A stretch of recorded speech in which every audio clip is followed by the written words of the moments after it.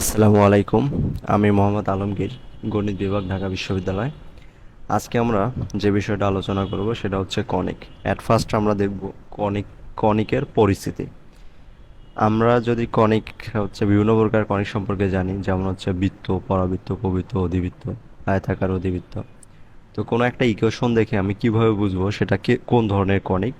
তো আমরা সেই কারণে কনিকের যে দ্বিঘাত সমীকরণ, সেই ইকুয়েশনটা আমরা জানি। X square plus b y square plus 2ax xy plus 2gx plus হচ্ছে 2fy plus c is equal to 0। এটা হচ্ছে কণিকের হচ্ছে দ্বিঘাত সমীকরণ। এই সমীকরণ উপর ডিপেন্ড করে আমরা বলতে পারবো যে কণিকটা আসলে কি ধরনের কণিক। এটা আমাদের অ্যাডমিশনে খুবই গুরুত্বপূর্ণ, বিশেষ করে ভার্সিটি অ্যাডমিশন, ঢাকা ইউনিভার্সিটি সহ সবে ভর্তি পরীক্ষায় আমাদের এটা খুবই গুরুত্বপূর্ণ। আচ্ছা, তো এই ইকুয়েশনটা, এই দ্বিঘাত সমীকরণটা কনিক্সও হতে পারে, আবার জোড়া সরলরেখা হতে পারে। কখন কনিক্স হবে, কখন জোড়া সরলরেখা হবে? আচ্ছা, কনিক্স কিন্তু আবার বিভিন্ন প্রকার, আমরা সেদিকে যাচ্ছি না। আগে দেখতেছি যে আসলে এটা কনিক্স হবে কিনা। তাহলে এই যে আমার ইকুয়েশনগুলো, এটার হচ্ছে x square y square x y এর যে কোঅফিসিয়েন্টগুলো, এগুলো দ্বারা গঠিত যে নির্ণায়ক, এটা আমরা এভাবে মনে রাখতে পারি যে A B C H G F H G F. তোমরা চাইলে এই কৌশলে মনে রাখতে পারো। এটাকে হচ্ছে ডেল্টা দ্বারা যদি আমরা প্রকাশ করি, ডেল্টা সমান এটা। আচ্ছা, এটা যদি কখনো জিরো হয়, তাহলে এই দ্বিঘাত সমীকরণটা দ্বারা হচ্ছে জোড়া সরলরেখা নির্দেশ করবে, কোনো প্রকার কনিক্স হবে না। আর যদি কখনো এই ডেল্টার মান আমি পাই delta not equal to zero, তখন এটা হচ্ছে কনিক হবে। এখন সেই কনিকটা হতে পারে বৃত্ত, হতে পারে সেই কনিকটা হতে পারে পরাবৃত্ত, পরাবৃত্ত হতে পারে উপবৃত্ত, অধিবৃত্ত বা আয়তাকার অধিবৃত্ত, এগুলো হতে পারে। তাহলে কনিক হতে গেলে আমাকে এই যে এক্স স্কোয়ার ওয়াই স্কোয়ার এগুলো যে কোঅফিসিয়েন্ট ডেল্টা, এটার হচ্ছে নির্ণায়কের মান নট ইকুয়াল জিরো হতে হবে। আচ্ছা, দেন বৃত্ত কখন হবে? যদি আমরা কখনো দেখি যে এটা নট ইকুয়াল টু জিরো এবং এ সমান হচ্ছে বি, আবার এইচ ইকুয়াল টু হচ্ছে জিরো, ঠিক আছে? অর্থাৎ x square y square coefficient হচ্ছে সমান হবে এবং এইচ ইকুয়াল টু যদি জিরো হয়, অর্থাৎ এক্স ওয়াই যুক্ত কোনো টার্ম না থাকে, তাহলে আমরা বলবো যে ওই ইকুয়েশনটা দ্বারা একটা বৃত্ত নির্দেশ করবে। ওই ইকুয়েশনটা হবে হচ্ছে একটা বৃত্ত। আচ্ছা, এরপরে যদি আমি আহ, কখনো দেখি যে delta not equal to zero, তাহলে তো কনিক, এবং h square minus a b is equal to zero, তাহলে এটা হবে হচ্ছে পরাবৃত্ত, পরাবৃত্ত।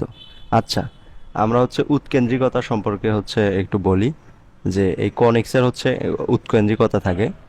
অর্থাৎ উৎকেন্দ্রিকতা জিনিসটা কি, যে কোনো একটা বিন্দুকে কেন্দ্র করে কোনো একটা নির্দিষ্ট সরলরেখা থেকে যদি কোনো বিন্দুর, যে কোনো বিন্দুর হচ্ছে যে আমার দূরত্বের অনুপাত, এগুলো যদি সব সময় সমান হয়, তাহলে ওই বিন্দুর যে সেট, সেই সঞ্চার পথটাই হচ্ছে কনিক। আচ্ছা, তো এই অনুপাতটাকে বলা হচ্ছে তো ইসেন্ট্রিসিটি বা উৎকেন্দ্রিকতা, এটাকে ই দ্বারা প্রকাশ করা হয়। যদি পরাবৃত্ত হয় তাহলে আমার উৎকেন্দ্রিকতা হবে হচ্ছে ওয়ান, আর যদি বৃত্ত হয় তাহলে তার উৎকেন্দ্রিকতা হবে হচ্ছে জিরো, ঠিক আছে? আচ্ছা, এরপর যদি আমরা এটা দেখি যে H square minus a B greater than হচ্ছে গ্রেটার দেন জিরো, তাহলে এটাকে বলি হচ্ছে আমরা উপবৃত্ত, উপবৃত্ত, উপবৃত্ত। সরি, এটা হচ্ছে যদি আমরা লেস দেন জিরো দেখি, তো এটাকে বলা হচ্ছে উপবৃত্ত। এবং উপবৃত্তের ক্ষেত্রে ই এর মানটা অলওয়েজ ই লেস দেন হচ্ছে ওয়ান হবে, ঠিক আছে? এবং যদি H square minus a B greater than zero হয়, তাহলে এটাকে বলা হচ্ছে, এটা হবে অধিবৃত্ত, অধিবৃত্ত। তখন আমি হচ্ছে ই গ্রেটার দেন হচ্ছে ওয়ান পাবো।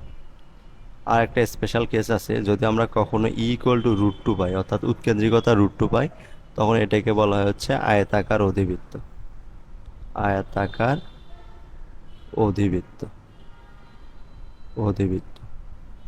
ওকে, এখন আমরা হচ্ছে উদাহরণের মাধ্যমে আমরা হচ্ছে কনিক্সের পরিচিতিগুলো হচ্ছে জানার চেষ্টা করব। যে তোমার একটা ইকুয়েশন দেওয়া আছে এরকম, যে x y is equal to two. এটা ঢাবিতে আসা একটা কোশ্চেন, যে এটা কি কোন ধরনের কনিক্স। আচ্ছা, তো এটা হচ্ছে, যদি আমি এটা ডেল্টা নির্ণয় করি, ডেল্টা নির্ণয় করে দেখবো যে এটা নট ইকুয়াল টু জিরো আসতেছে, তাহলে এটা কি হবে আমার কনিক্স হতে পারে। এখন বৃত্ত তো হবে না, যেহেতু এক্স ওয়াই টার্ম আছে, তাহলে কি হতে পারে।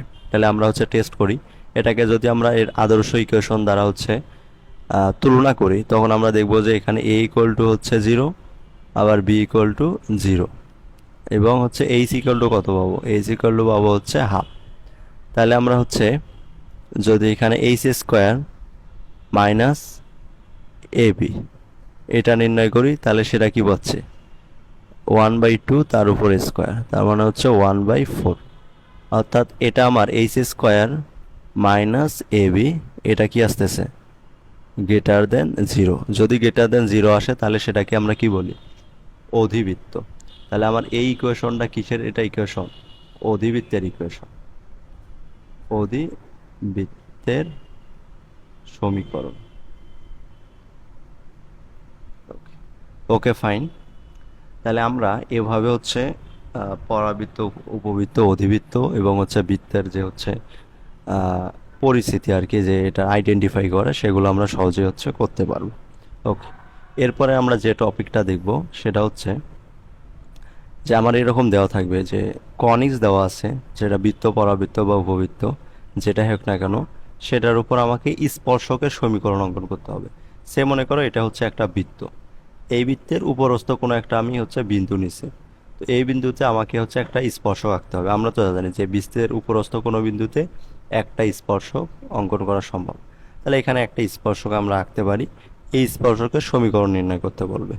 অথবা এটা হচ্ছে আমার একটা হচ্ছে পরাবৃত্ত, পরাবৃত্তের equation y square is equal to 4ax, পরাবৃত্তের একটা ইকুয়েশন। তো এই ইকুয়েশনের উপরস্থ কোনো একটা বিন্দু, মনে করো সে এই বিন্দুতে আমার একটা কি করতে বললো, যে একটা হচ্ছে স্পর্শক আঁকতে বললো, তাহলে এটারও একটা স্পর্শক আঁকা যায়। আমাদের কোশ্চেনে এরকম থাকবে আর কি। তো সেটা বৃত্ত, উপবৃত্ত, পরাবৃত্ত অথবা অধিবৃত্ত যেটাই হোক না কেন, সেটার আমরা স্পর্শক নির্ণয় করতে পারি। আচ্ছা, উপরস্থ কোনো বিন্দুতে যদি এরকম হয়, তাহলে আমরা সেটা কিভাবে শর্টকাটে বের করতে পারি, সেই বিষয়টা হচ্ছে আমরা দেখব। প্রথমে বৃত্তর ক্ষেত্রে দেখি, এটা কনিক্সের যে কোনো ক্ষেত্রেই সঠিক। মনে করো সে বৃত্তের মান, সে কোনো একটা বৃত্তের ইকুয়েশন দেওয়া আছে, এটা যে x square plus y square minus 2x minus 2f, sorry 2y minus 3 is equal to zero. এর উপরস্থ কোনো একটা বিন্দুর কথা বলছে 2,3, 2,3 বিন্দুতে আমি একটা স্পর্শকের সমীকরণ নির্ণয় করব। আচ্ছা, তো প্রথমে আমাকে দেখতে হবে যে 2,3 কি এটার উপরস্থ কোনো বিন্দু কিনা।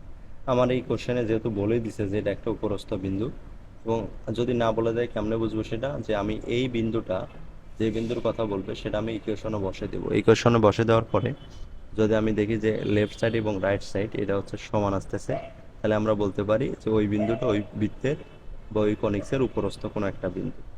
যদি উপরস্থ কোনো বিন্দু হয়, তখনই কেবল আমরা এই শর্টকাটটা অ্যাপ্লাই করতে পারি। আই রিপিট, যে কনিক্সের উপরস্থ কোনো বিন্দু হতে হবে, যদি উপরস্থ বিন্দু হয় দেন তখনই আমরা এই শর্টকাটটা অ্যাপ্লাই করতে পারি। Okay fine. এখন আমাকে বলছে যে 2,3, মানে এই বৃত্তের উপরস্থ একটা বিন্দু 2,3 বিন্দুতে একটা স্পর্শকের সমীকরণ অঙ্কন করতে হবে। তাহলে আমরা এটা কিন্তু, এই টাইপের ম্যাথ কিন্তু আমাদের রিটেনও আসে। রিটেনে আসলে আমরা কি করতাম, জাস্ট হচ্ছে এখানে কেন্দ্রটা বের করতাম এবং ব্যাসার্ধ বের করতাম। কেন্দ্র থেকে এই সরলরেখার লম্ব দূরত্ব, যে স্পর্শকটা আছে সেটা লম্ব দূরত্ব ব্যাসার্ধের সমান, ইত্যাদি ইত্যাদি অনেক কাহিনী করে বের করতাম। আচ্ছা, এখন আমরা কি করতে পারি, যে যদি আমরা কখনো এটা দেখি যে কোনো কনিক্সের উপরস্থ কোনো বিন্দুতে আমার স্পর্শকের সমীকরণ নির্ণয় করতে বলতেছে, তাহলে আমরা এগুলোকে এভাবে রিপ্লেস করব।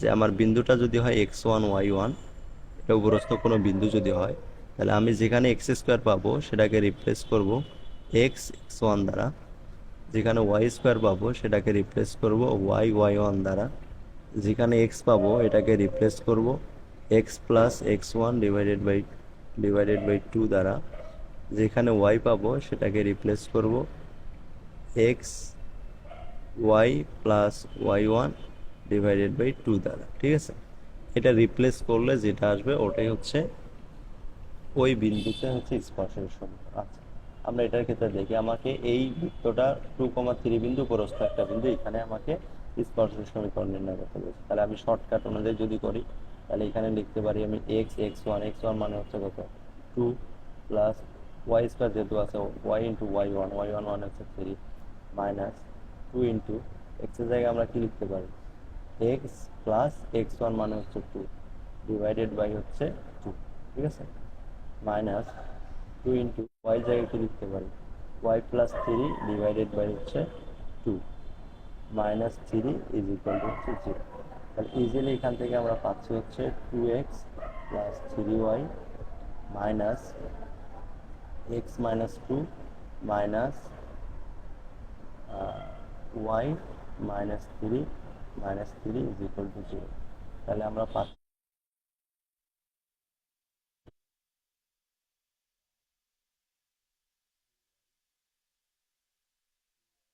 মাইনাস 3 3 6 আর হচ্ছে 2 8 8 ইকুয়াল টু 0।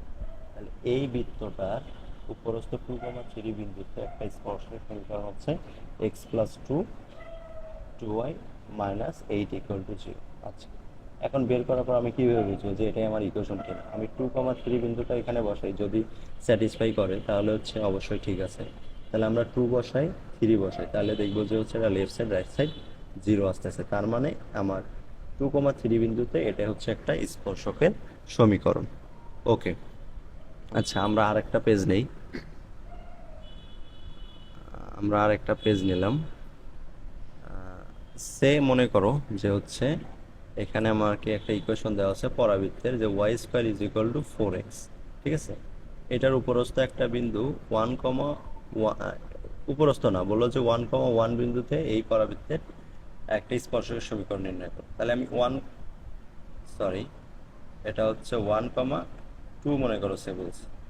তাহলে 1,2 বিন্দুতে আমার একটা স্পর্শকের সমীকরণ নির্ণয় করতে বলছে। তাহলে আমি যদি এই বিন্দুটা এই পরাবৃত্তের মধ্যে বসাই, তাহলে দেখতে পারবো যে লেফট হ্যান্ড সাইড অ্যান্ড হচ্ছে রাইট হ্যান্ড সাইড হচ্ছে সমান হচ্ছে, অর্থাৎ এটাকে ওই বিন্দু দ্বারা স্যাটিসফাই হচ্ছে। তাহলে 1,2 এই বিন্দুটা এই পরাবৃত্তের উপরস্থ একটা বিন্দু। তো আমরা তো জানি যে যদি উপরস্থ কোনো বিন্দু হয় তাহলে তার স্পর্শকের ইকুয়েশন আমরা ইজিলি বের করতে পারি। এটাকে আমরা y into y one is equal to 4 into x plus x1 divided by হচ্ছে 2। তাহলে আমরা এখান থেকে পাচ্ছি হচ্ছে 2y is equal to x plus 1 by হচ্ছে ইন্টু হচ্ছে কত হবে 2। তাহলে হচ্ছে 2x minus 2y plus 2 is equal to 0, অথবা x minus y plus 1 equal to 0। এটা হচ্ছে আমার 1,2 বিন্দুতে x square equal to 4x পরাবৃত্তের একটা স্পর্শের সমীকরণ। ওকে, ধন্যবাদ, থ্যাংক ইউ সো মাচ।